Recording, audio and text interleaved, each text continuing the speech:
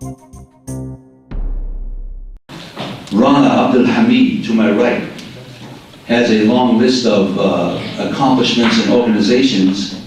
You can see how young she is, but when she was 17, she founded the Women's Initiative for Self-Empowerment, acronym WISE, a self-defense, entrepreneurship, and leadership organization that has created spaces for hundreds of young Muslim women. She's a Harry Truman Scholar. She is a member of the UNA USA.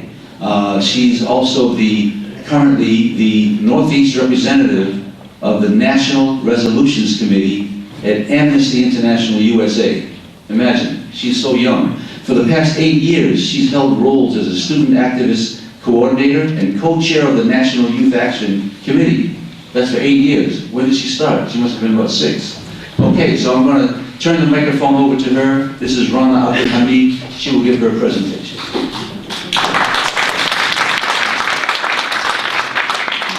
Good morning, everyone. Thank you so much for having me.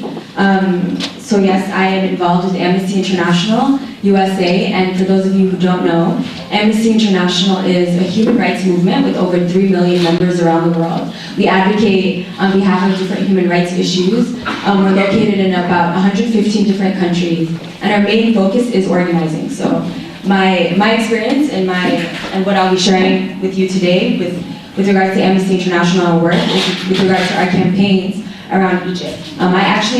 The reason why I got involved with Amnesty so early was because of Egypt. I remember going to Egypt at a very young age. I was like 15, 14, and being exposed to the extreme injustice and like socioeconomic inequalities and all of these different kinds of brutalities that I would see just like simply walking down the street. And that made me and inspired me to want to do something about it. And Amnesty International became that platform for me as a young person to be able to engage. And so currently our 2 campaigns that we've been working on deal with detainment and torture and arbitrary arrests, as well as the NGO laws that have been pushed forth by the government. So I'll start talking a little bit about the detainment and torture, and I'd like to start with a story of a young man who was detained by the Egyptian government. So I'll take you back about a year ago, on January 25th, 2013, to mark the 3rd anniversary of the Egyptian Revolution. I decided to wear a t-shirt to class that said, "I stand with the rights of the Egyptian people and the rights of North Africans." On that same day, Mahmoud Hussein, an 18-year-old student, did the same thing, except halfway across the world in Egypt. He wore a very similar t-shirt with a logo that represented the January 25th revolution and the words "nation without torture." While I got into a couple of heated debates, Mahmoud Hussein actually had to deal with something a lot more violent. He was detained.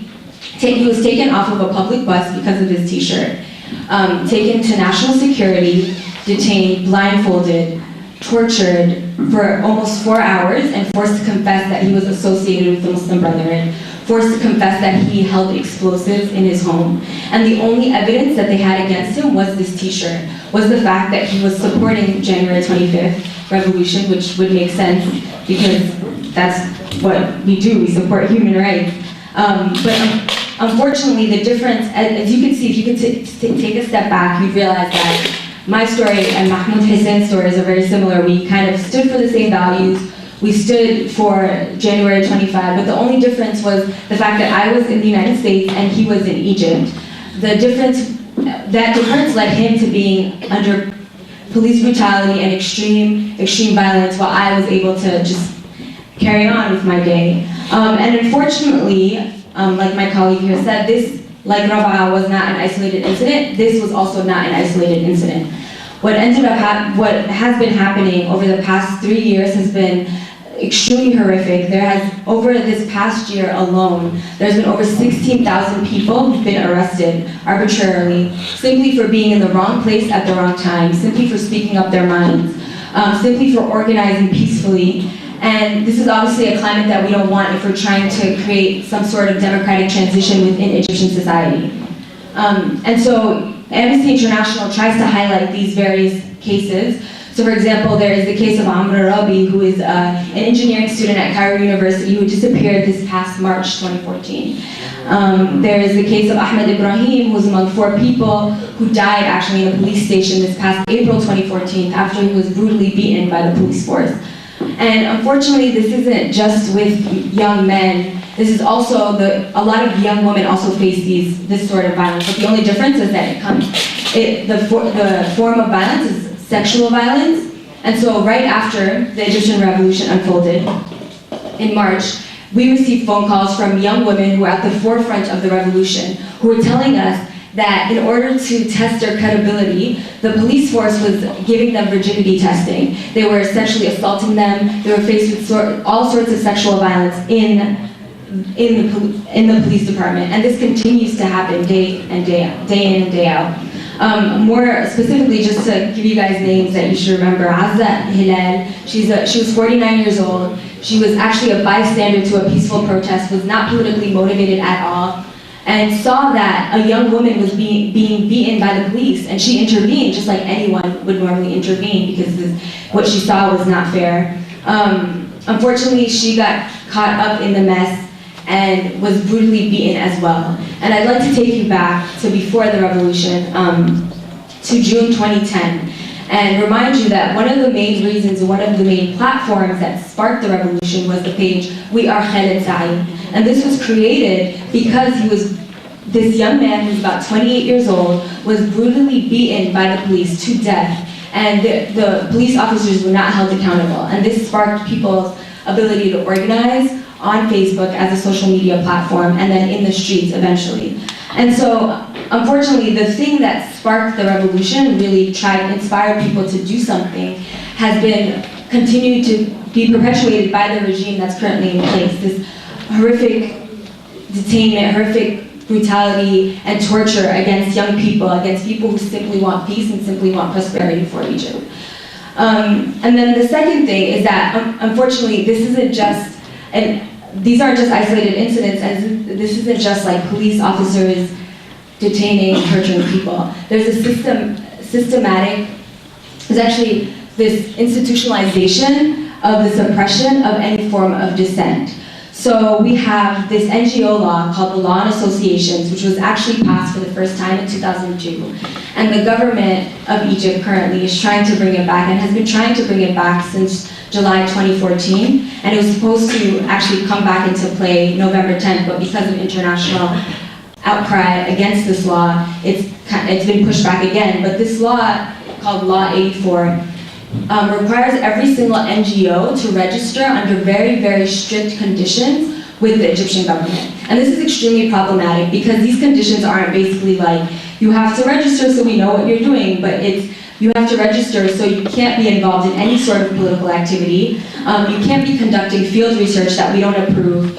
You can't be doing anything that threatens national unity, which could be manipulated and interpreted in so many different ways. So anything basically that might be protecting minority rights, women's rights, anyone who is detained, anyone who is facing some sort of injustice that the government has perpetuated would not be able to do the work that they're doing. So a lot of NGO leaders currently are extremely fearful and are trying to discontinue their work because they don't know if they're going to be detained the next day. And there's actually a case of 43 NGO workers, several of whom are American citizens and were actually sent by the US government to do work in Egypt, who were detained and who were tortured for information that the Egyptian government wanted to know. And most of this happens under terrorism charges, which don't have any sort of backing.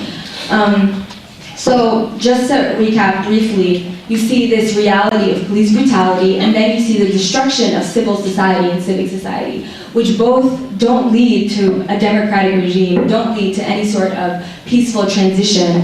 And so what Amnesty International has been doing is we've been trying to really highlight these cases and remind people of the names of these individuals who have been at the forefront, and just like my colleague also said, their resilience, and to show them that these are the heroes of the Egyptian revolution. We see that people like Esma Mahfouz, who was at the forefront, who made the video that sparked the Egyptian revolution, she's banned from traveling outside of Egypt.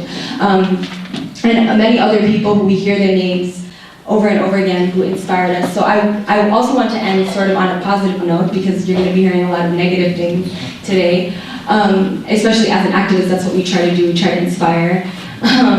So what we see is, we see this horrific brutality. We see all these unlawful, unconstitutional kind of reforms that don't make sense on an international level. However, at the same time, we need to remember the feeling that we felt after the ousting of Hosni Mubarak on February 11, 2011. And so that feeling, I remember I was in Times Square actually organizing some sort of rally with my peers in Amnesty International, and my mother at the time was in Egypt. And she was on the other side of the phone crying, very extremely emotional, and I could hear the celebration of the people in the background and hear the hope of the people in the background. And I want us to continue to remember that as international organizations and as international people who are in the United States working on a case that's in Egypt, we have some sort of legitimacy that can allow us to magnify the voices of the heroes who are on the ground. And so with everyone else in this room, I hope you take advantage of the fact that we actually have the opportunities to tell these people's stories and to shine a light on their struggles. And so obviously feel free to come up to me after this event to ask for any sort of materials. Amnesty International is very open to providing student groups with different buttons, shirts, petitions that you could actually engage and take action and highlight the cases of different people. So yeah, thank you so much for your time.